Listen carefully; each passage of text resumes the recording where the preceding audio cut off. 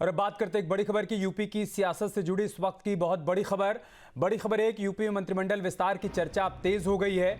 आज राज्यपाल आनंदीबेन पटेल से मुलाकात करेंगे सीएम योगी आदित्यनाथ। शाम 6:30 बजे मुलाकात प्रस्तावित है। राज्यपाल से मुलाकात करने के लिए राजभवन पहुंचेंगे सीएम। यूपी में 6 नए मंत्री बनाए जा सकते हैं, ये जानकारी मिल रही है। बड़ी खबर, उत्तर प्रदेश में 6 नए मंत्री बनाए जा सकते हैं। पूर्व प्रदेश अध्यक्ष भूपेन्द्र चौधरी मंत्री बन सकते हैं। एसपी की बागी नेता पूजा पाल भी मंत्री बन सकती हैं। इसके अलावा ऊंचाहार के विधायक मनोज पांडे को भी शामिल किया जा सकता है। तो 6 नए मंत्री बनाए जा सकते हैं। इनमें जो कुछ नाम निकलकर सामने आए हम आपके साथ साझा कर रहे हैं। उत्तर प्रदेश भारतीय जनता पार्टी के पूर्व प्रदेश अध्यक्ष भूपेन्द्र चौधरी का भी नाम शामिल है। इसके अलावा पूजा पाल का भी नाम इसमें शामिल बताया जा रहा है। ऊंचाहार के विधायक मनोज पांडे का नाम भी उस लिस्ट में शामिल है जिनको मंत्रिमंडल में शामिल किया जा सकता है। उत्तर प्रदेश की सियासत से जुड़ी इस वक्त की सबसे बड़ी खबर हम आपके साथ साझा कर रहे हैं। उत्तर प्रदेश में मंत्रिमंडल विस्तार की चर्चा तेज हो गई है। राज्यपाल आनंदीबेन पटेल से आज सीएम योगी मुलाकात करेंगे। शाम 6:30 बजे ये मुलाकात प्रस्तावित है। राजभवन में मुलाकात होनी है। 6 नए मंत्री बनाए जा सकते हैं। चेहरे कौन कौन से हैं वो भी हम आपको बता रहे हैं। भूपेन्द्र चौधरी का भी नाम इसमें शामिल है जो कि पूर्व प्रदेश अध्यक्ष हैं। इसके अलावा समाजवादी पार्टी से बागी हुई नेता पूजा पाल का भी नाम सामने आ रहा है। ऊंचाहार के विधायक मनोज पांडे भी मंत्री बनाए जा सकते हैं।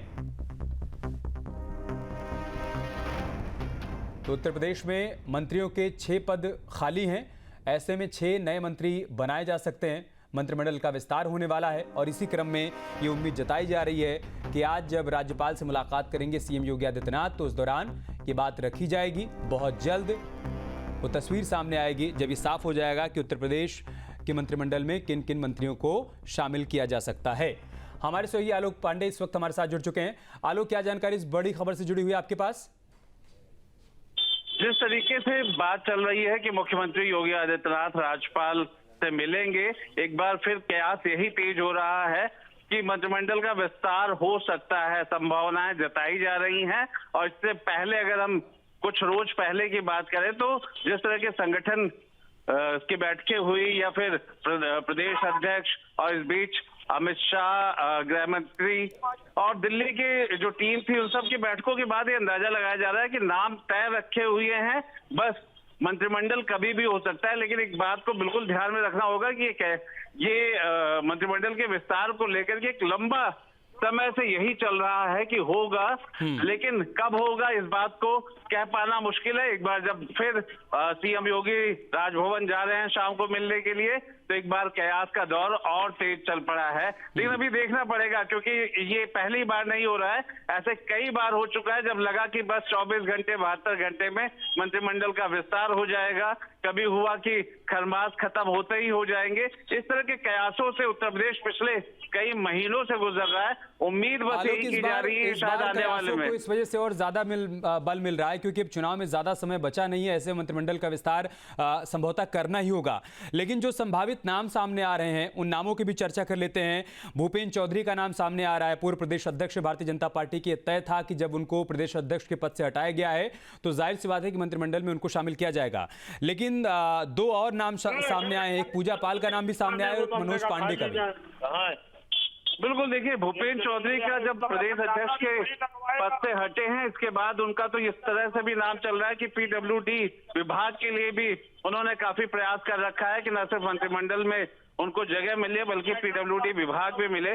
दूसरी तरफ अगर पूजा पाल की बात करते हैं तो समाजवादी पार्टी से जिस तरह से उन्होंने पाला बदला और खासतौर पर अतीक को लेकर के सरकार के साथ खड़ी हुई और अतीक के उस दहशत भरे माहौल को लेकर के और सरकार की तारीफ की, तो उसके बाद से पूजा पाल का भी नाम चल रहा है। क्योंकि अगर हम समाजवादी पार्टी की बात करें तो पीटीए को लेकर के तोड़ भी ढूंढना है। और तीसरी तरफ है कि रायबरेली से मनोज पांडे जो कि सपा के समय में पूर्व कैबिनेट मिनिस्टर रह चुके हैं उनको लेकर के भी कहीं ना कहीं एडजस्ट करना है। और इसी वादे के साथ उन्हें भारतीय जनता पार्टी में लाया भी गया था। तो ये कुछ ऐसे चेहरे और नाम है जिनको लेकर के कई सारी कहानियां भी हैं। अब देखना यही है कि कौन सा चेहरा आता है और उसके पीछे का क्या समीकरण होता है। ये भी बात कही जा रही है कि जिस तरह से महिला शक्ति वंदना या आरक्षण की बात संसद में हुई थी उसका कहीं ना कहीं एक आईना इस मंत्रिमंडल विस्तार में भी हो सकता है। मतलब कि कोई महिला चेहरा भी नया हो सकता है। जितने महिला चेहरे हैं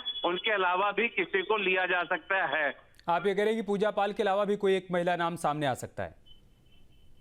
बिल्कुल, इस तरह के कयास के उसमें या सूत्रों की बात माने तो ऐसा संभावना है, क्योंकि पूजा पाल कहीं ना कहीं समाजवादी पार्टी की विधायिका हैं और उन्हें समाजवादी पार्टी ने निष्कासित भी नहीं किया। तो ऐसे में जरूर इस तरह से हो सकता है कि भारतीय जनता पार्टी के जो मूल कैडर, संघ के जो मूल कैडर से जुड़े हों, ऐसे कोई नाम को सामने लाया जा सके, ऐसा कोई पॉपुलर नाम भी हो जिनको लेकर के एक जनाधार और एक कहीं ना कहीं समीकरण को भी साधने में मदद मिल सके। जी आलोक, किसी एक दलित नाम को लेकर भी चर्चा चल रही है कि 6 संभावित नामों में कोई एक नाम दलित वर्ग से भी हो सकता है। देखिए, नामों को लेकर के अगर हम बात करेंगे तो ऐसे बहुत सारे समीकरण हैं। ऐसे पश्चिम का समीकरण आ रहा है, क्योंकि चुनाव 27 नजदीक है। कहने वाले तो ये भी कह रहे हैं कि मंत्रिमंडल का जो विस्तार है वो काफी देर से हो रहा है। हाँ। अगर कुछ को हटाएंगे तो नाराजगी भी हो सकती है। तो इस तरह से अगर हम पक्ष को देखें तो 2-3 पक्ष लगातार इस तरह की चीजें में आ रहे हैं, लेकिन ये तय है कि मंत्रिमंडल विस्तार की जो जगह है, जो रिक्तियां हैं, उसको जरूर भरा जाएगा, ये बात तय है। ठीक है आलोक, शाम 6:30 बजे का इंतजार कर लेते हैं कि आज की मुलाकात के मायने क्या हैं। बहुत बहुत शुक्रिया आपका हमारे साथ जुड़ने के लिए और तमाम जानकारी हम तक पहुंचाने के लिए। अब से डीडी फ्री डिश की चैनल नंबर 57 पर देखिए न्यूज नेशन।